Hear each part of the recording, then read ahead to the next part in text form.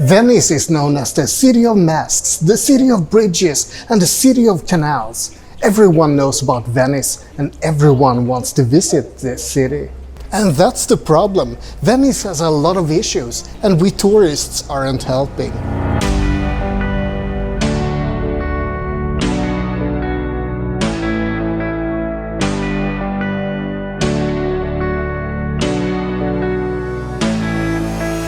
Venice is built on a group of 118 small islands, with bridges connecting each of the islands. There are more than 400 bridges in Venice. The name of the city comes from the Veneti people who inhabited this place in the 10th century BC. From 697 AD to 1797, this was the capital of the Republic of Venice, also called La Serenissima. It was ruled by a doge, which is a title that comes from the Latin word dux, military leader. It's the same etymology as duke. Venice was a rich state, and the ruling class was full of merchants and aristocrats. But Venice's power started to decline in the late 18th century. They were defeated by the Ottoman navy and raided by Austrians, as well as invaded by Napoleon. The Republic of Venice was split up, and Venice, as we know it today, became part of the unified Italy in the 19th century.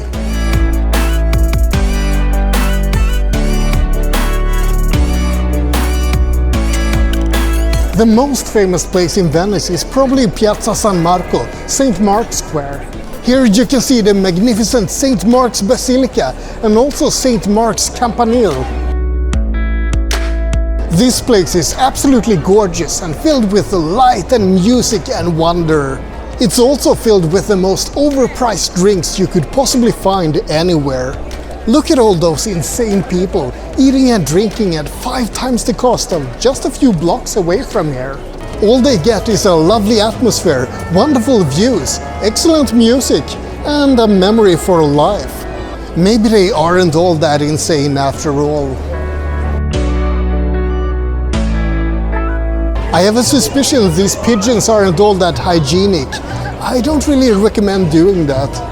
Close to Piazza San Marco, you find the Bridge of Sighs.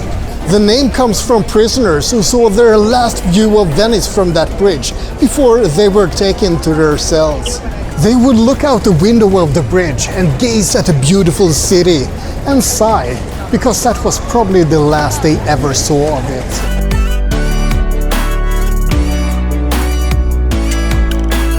Just across from the Bridge of Sighs, you find the Doge's Palace. The Bridge of Sighs was built in 1614 to connect the new prisons with the palace.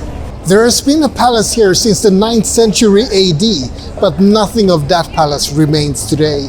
It's been rebuilt so many times over the centuries that it's basically a ship of Theseus today. In 1923, the palace was converted into a museum, and that's what it still is today. So far in this video, I've shown you a few of the magnificent things you can see in Venice. It's a gorgeous city with such a long history, and it draws thousands and thousands of visitors. And that's the problem. Venice is such an attractive tourist destination that it suffers from severe over-tourism.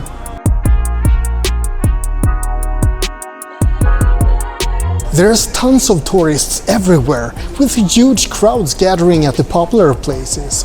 The stores and the restaurants are also adapting to the crowds. They're selling the things that tourists want, they play the music that visitors expect, and the prices are skyrocketing. 30 years ago, there were 120,000 people living in Venice. By now, that number has decreased to 55,000. And people speculate that by 2030 there could be no more full-time inhabitants at all.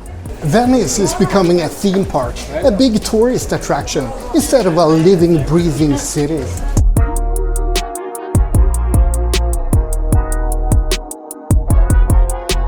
Maybe the prices aren't skyrocketing all that much anyway. Bloody hell, you can get 110 square meters here for the same price as 46 square meters in Stockholm. I live in a shoebox.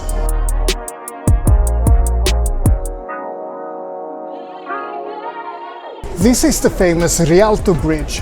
If there were any more people on this bridge, I'm pretty sure it would collapse. This is the oldest of the 4 bridges spanning the Grand Canal, and it's also quite a popular place for taking pictures. And what do you do if you're in Venice by the Grand Canal? Why, you want to go on a gondola ride, of course. I have to be honest, I've never done that, and people do say that it's an amazing way to see the city. But it's such a cliche, and the cost, we're talking more than 100 euros. Not for me, no thank you. However, the cost of living in Venice is really high, and the gondoliers have to pay at least 20,000 euros to get the gondola in the first place. So it's understandable that they want to get a return on the investment. Still, I would say that taking a cheaper Vaporetto is a better option.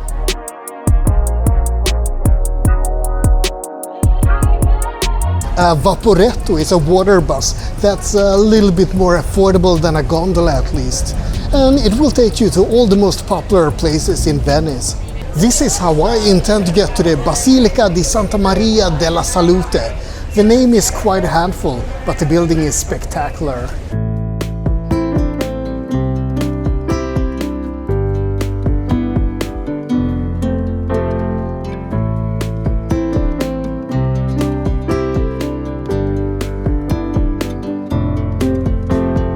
Actually, the basilica isn't all that spectacular from over here. I was fooled. It's mostly covered up. Anyway, this church was built in 1630 at a time when Venice was plagued by, well, the plague.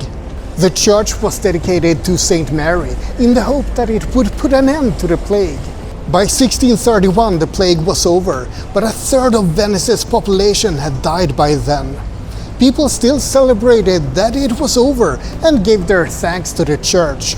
I guess things are pretty dire when a third of all the people die, and it's still an outcome that you're thankful for.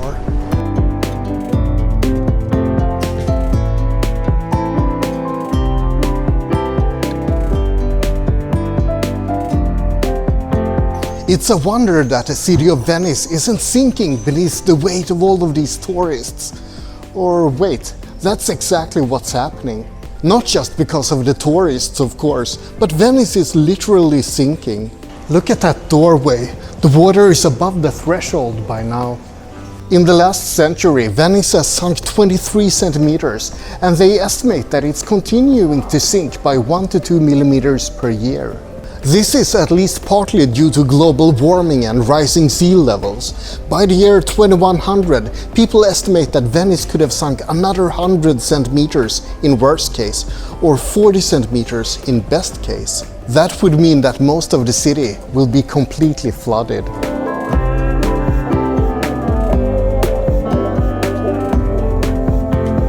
There are attempts to mitigate the sinking, with the MOSE project, for example. Water gates have been installed to stop water from coming into the Venice lagoon, but even with that, there's a risk of flooding.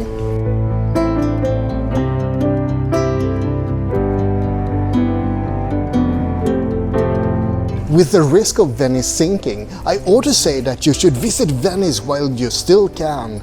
But given the over-tourism, maybe you should stay away and just enjoy it in pictures instead. So do what I say and don't do what I do. Venice is a gorgeous and unique city, but it's facing a lot of problems. I hope you found this brief exploration of the city and its issues interesting. Like and subscribe, but most importantly, have a great day.